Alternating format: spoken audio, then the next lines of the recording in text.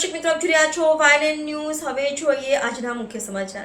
વડોદરા શહેરની ઉત્તરે આવેલ ગુજરાત સરકારના જાહેર સાહસ જીએસએફસી કંપનીમાં આવેલા ટિશ્યુ કલ્ચર અને સરદાર અમીનમાં વર્ષ 2001થી કામદાર તરીકે કામ કરતા કર્મચારીઓને 2020થી છૂટા કરવામાં આવ્યા હતા। તેમને ફેબ્રુઆરી 2025 સુધી પગાર આપવામાં આવ્યો હતો, જે છેલ્લા 6 માસથી બંધ કરી દેતા કામદારોના પરિવારો કફોડી પરિસ્થિતિમાં મુકાયા હતા।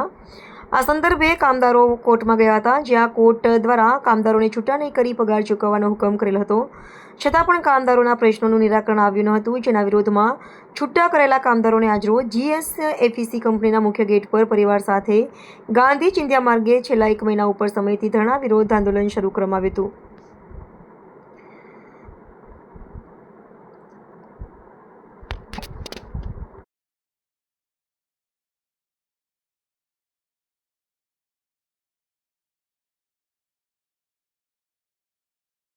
જીએસએફસી આવ્યા છે, શું છે તમારી માંગ શું છે?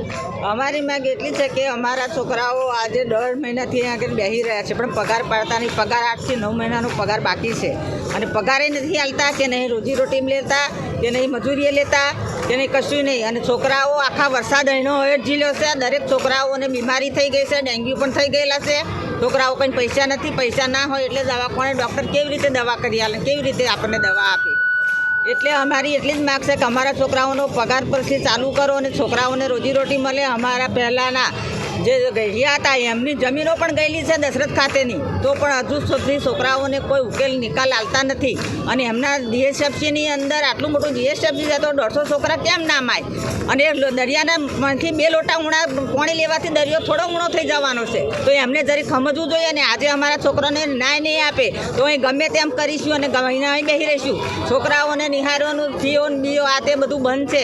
છોકરાઓને બીમારી થઈ જાય તો કંઈ લાવવાનું, ખાવાનો પૈસો છોકરાઓ કંઈથી લઈને આવે? બહેરો છોકરો એમનો ટવરે છે, આજે આસો આરામથી એ લોકો ઊંઘી રહેશે।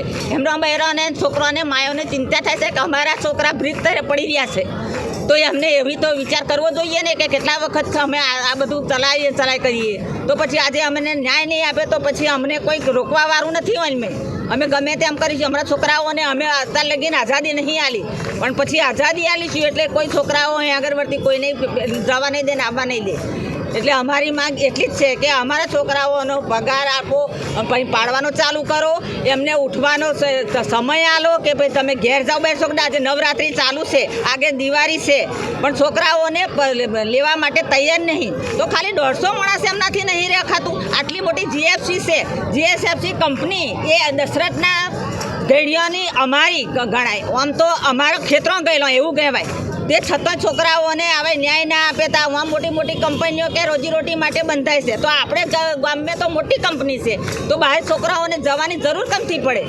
બહેરોને છોકરાઓને કોઈને જવાની જરૂર ના હોય, આટલી મોટી કંપની છે, બહારના બધા માણસો માય છે, તો આટલા 150 છોકરા ના માય એવું હોય? એવું અમારું કહેવું છે। તમારું શુભ નામ? મંજુલાબેન કે ગોહિલ। મારું નામ પ્રતાપ પરમાર છે। હું છેલ્લા 18 વર્ષથી જીએસએફસી એલટીડી સાથે સંકળાયેલો છું।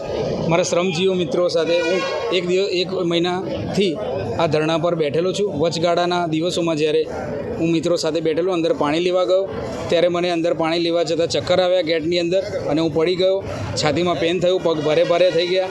જીએસએફસી એલટીડીનું જે એ છે મેડિકલ સેન્ટર, ત્યાંથી મને ટ્રાયકલર મોકલ્યો। ટ્રાયકલરમાં સર મારા નેફ્રોલોજિસ્ટે કીધું કે ઇમરજન્સીમાં તમારે એક્સ્ટ્રા ડાયાલિસિસ કરાવવું પડશે, પાણીનો ભરાવો વધારે છે। તો મેં સરને ના પાડી કે મારો ફાઇનાન્શિયલ પ્રોબ્લેમ છે એટલે મારાથી ડાયાલિસિસના પૈસા નહીં ચૂકવાય। તો સરે મને લેખિતમાં લીધું કે જો તમારે એવું ના કરાવું તો લેખિતમાં આપો દવાખાનાને કે તમે તમારા મરજીથી જાઓ છો। જો મારી જોડે સર પૈસા હોત તો આજે મેં પોતાનું ડાયાલિસિસ કરાવી લીધું। એ પૈસા નથી, એનું કારણ એ જ છે કે જીએસએફસી કંપની છેલ્લા 8 મહિનાથી અમારો પગાર બંધ કર્યો છે, અમને પગારથી વંચિત રાખ્યા છે, કામથી વંચિત રાખ્યા છે। એટલે હું કંપનીને સર અરજ કરું છું કે જલ્દીથી જલ્દી અમારો પગાર કરે અને અમને ન્યાય આપે। અમારા લોકલાડીલા નેતા ધારાસભ્યએ પણ અમને કંપનીને 2-3 વાર રિક્વેસ્ટ મૂકી છે કે આ છોકરાઓને તમે ન્યાય અપાવો, પણ ખબર નહીં કંપનીના જે અધિકારીઓ છે એ મગનું નામ મરી પાડવા તૈયાર નથી। હું કંપનીને સાહેબોને રિક્વેસ્ટ કરું છું કે જલ્દી આનો અંત આવે અને અમારો અમને ન્યાય મળે, બસ એટલું જ। આપનું શુભ નામ? મારું નામ Pratap Parmar. Subscribe now and press the bell icon. Never miss an update.